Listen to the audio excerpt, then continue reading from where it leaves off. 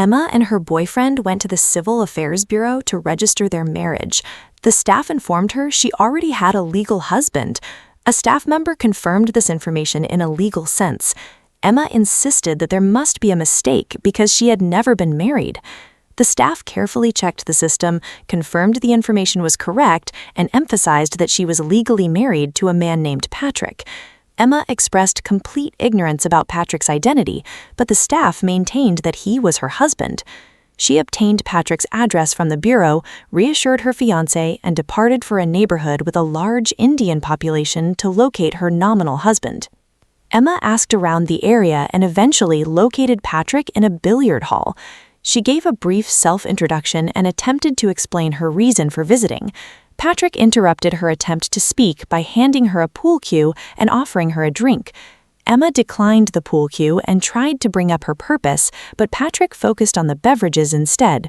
She believed her unexpected marriage to Patrick was the result of a computer error at the Civil Affairs Bureau.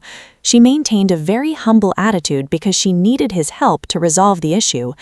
This submissive mindset caused her to accept Patrick's repeated drink offers, which she awkwardly consumed in single gulps. Emma had a low tolerance for alcohol and quickly became intoxicated. Patrick noticed her state, feigned concern, and suggested putting her in a taxi because her fiancé might be getting worried. Emma agreed and pointed out that her fiancé was the exact reason she came to speak with him. She finally managed to explain that the two of them were officially married. She failed to notice that Patrick's expression remained completely unchanged upon hearing the news. He did not act surprised by the revelation at all. The reason Emma inexplicably had a legal husband was that Patrick had been causing trouble behind the scenes. He had a loving girlfriend in the recent past. They experienced minor disagreements, but those issues were not serious enough to damage their relationship. The situation changed completely when a relationship program hosted by Emma emerged. The girlfriend called the show multiple times to seek advice on her relationship issues. Emma criticized the couple's views on love from her studio and ultimately persuaded the caller to break up with her boyfriend. Patrick had just finished playing soccer with his friends and heard Emma's entire broadcast through his car radio. Her girlfriend followed Emma's advice and ended their relationship. He became furious upon realizing that Emma was responsible for the breakup. He sought help from his downstairs neighbor, who was a hacker. They breached the Civil Affairs Bureau's system and secretly altered the marriage registration information. This prior knowledge explained why Patrick kept changing the subject and continuously offered Emma drinks at the billiard hall. Emma struggled to keep herself upright after explaining her purpose for coming.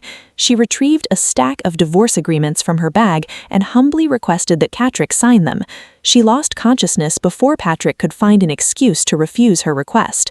Her head hit the table and she fell into a deep sleep. Patrick harbored resentment toward Emma, but he adhered to his personal principles. He did not take advantage of her vulnerable state to do anything inappropriate. Emma woke up late the following day. She panicked upon seeing the unfamiliar surroundings. She got up quickly, grabbed her coat, and fled the unfamiliar location in a hurry. She took the subway and traveled back to her company as fast as she could. Her fiancé called the moment she arrived at the office. He asked about the events of the previous day and questioned why she had ignored his calls all night. Patrick had secretly switched her phone to airplane mode the previous night while Emma was explaining the situation to him. Emma had taken her phone off airplane mode during her commute, and it began to ring with a call from Patrick. He feigned concern for her well-being. Emma repeatedly expressed her gratitude and inquired about the events that transpired after she became intoxicated. She felt immense relief upon learning that nothing inappropriate had happened between them. She quickly resumed her conversation with her fiancé, who was still on the other line. She swore to him that she had not done anything to betray his trust. Emma ended the call with her fiancé and dialed Patrick again. She asked if he had signed the divorce agreement yet. She explained that she had to attend a signing event for her new book in 2 hours. She offered to send her assistant to pick up the documents later if Patrick did not have enough time. Patrick surprised her by showing up in person immediately after she finished speaking. He offered her another coffee, which she gratefully accepted, noting that his gesture had made her day. Patrick said he knew a nearby notary who could expedite the process, and Emma said she had an appointment that took 3 months to secure. He delivered the agreement and the coffee, and then he helped contact the notary. Emma felt extremely grateful for his assistance.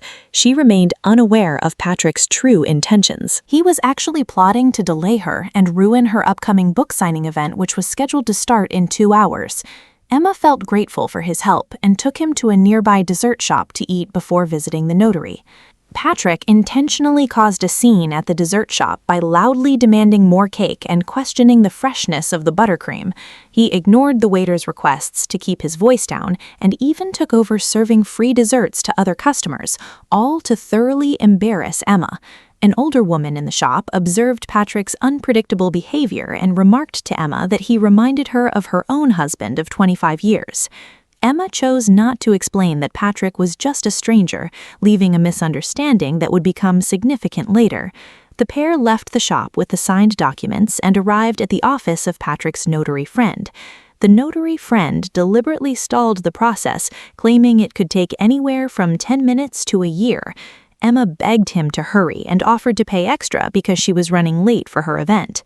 Patrick hoped this combination of delays would make her miss the book signing.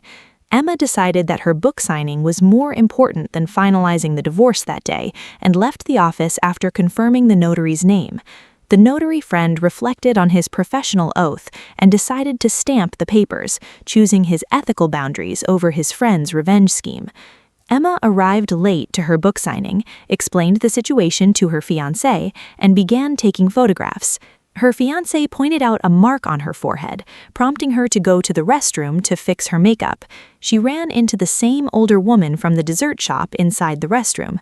The woman mentioned her husband, Mr. Bullenbecker, who turned out to be a very powerful publishing magnate, controlling over 70% of the city's publishing resources and possessing immense wealth. Emma was stunned to realize she was acquainted with the wife of such an influential industry giant. The wealthy woman expressed a desire for Patrick to meet Mr. Bullenbecker and have dinner together.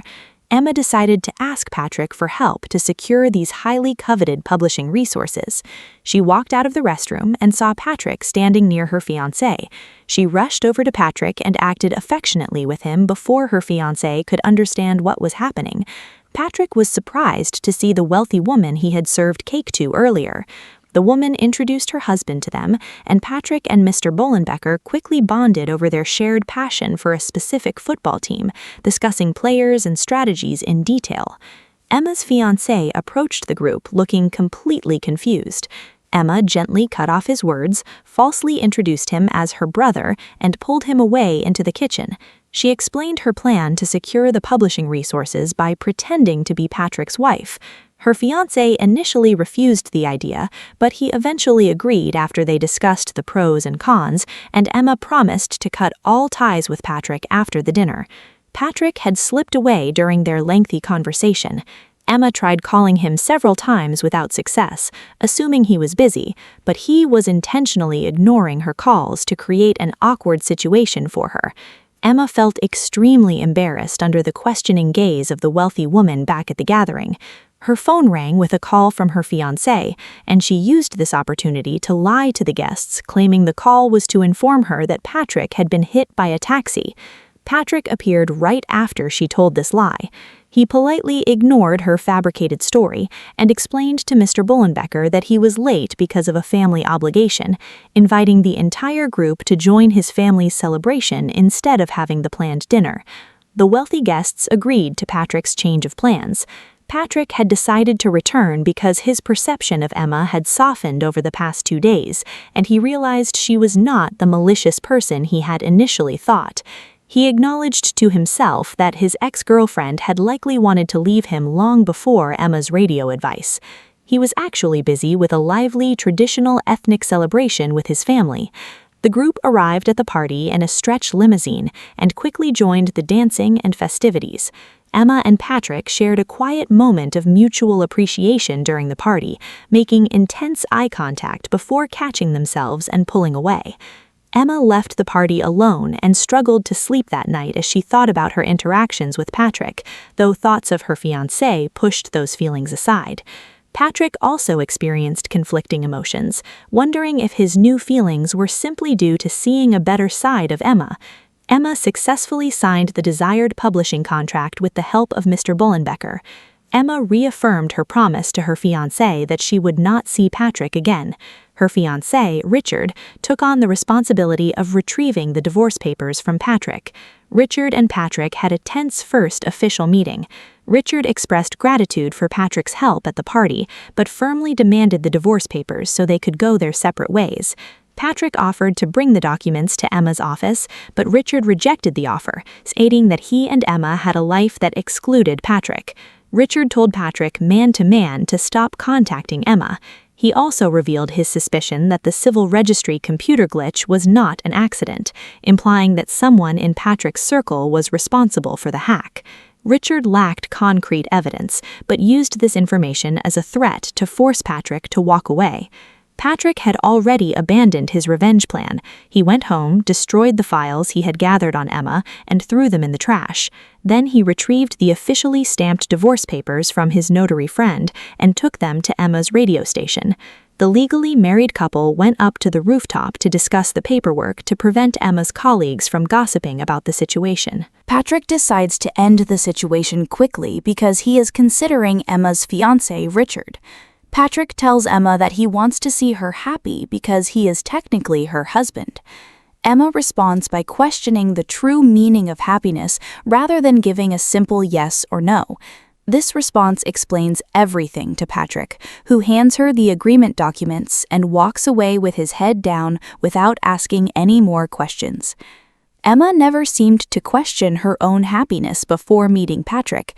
Spending the past 2 days with Patrick makes her feel an unprecedented level of joy and emotional fulfillment, despite the embarrassing moments.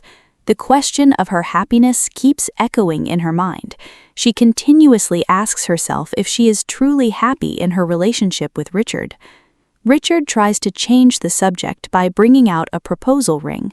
Emma inspects her ring closely and notices something is wrong with it.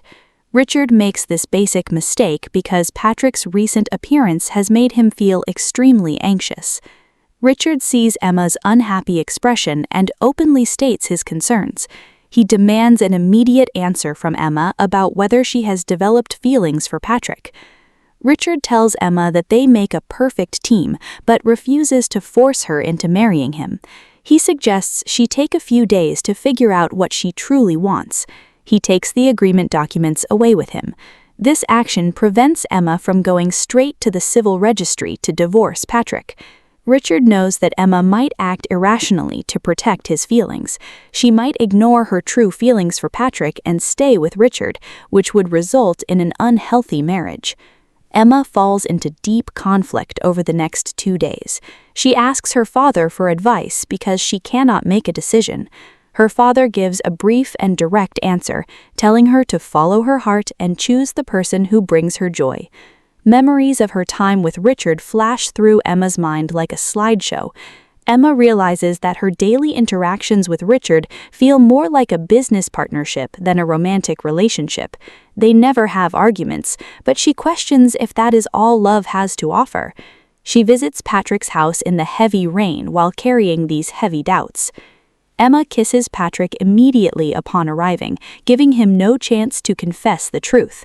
This kiss completely destroys Patrick's courage to be honest with her. Emma changes into dry clothes before their relationship can progress any further. Patrick goes to the bathroom to take a shower. Emma starts preparing food in the kitchen and discovers some discarded documents. She confronts Patrick about the papers. Patrick puts his clothes on and chases after her to explain the situation. Emma shouts louder than him and angrily scolds him for being shameless and sinister. Patrick points out a woman in a store, revealing she is his ex-girlfriend. Emma has absolutely no memory of this woman. Patrick explains the entire situation to Emma. Emma had convinced a female caller to end her relationship during a live broadcast for her emotional advice radio show. Patrick was the man who was dumped as a result of that phone call. He sought revenge by hiring someone to alter Emma's marriage registration details. Patrick expresses his frustration that Emma changed both their lives forever without even remembering it. He wanted to teach her a lesson about having her life ripped away and intended to knock her down a peg. Emma's fiancé had previously warned her about Patrick's strange behavior. Emma realizes she still has a chance to turn back and fix her mistakes. Her fiancé acts very generously and happily accepts her return. Emma spends the following period preparing for her wedding and continuing her work as a radio host. She does not reach out to Patrick, but Patrick decides to take the initiative. Patrick calls into Emma's radio show because he still has unspoken words from their last encounter.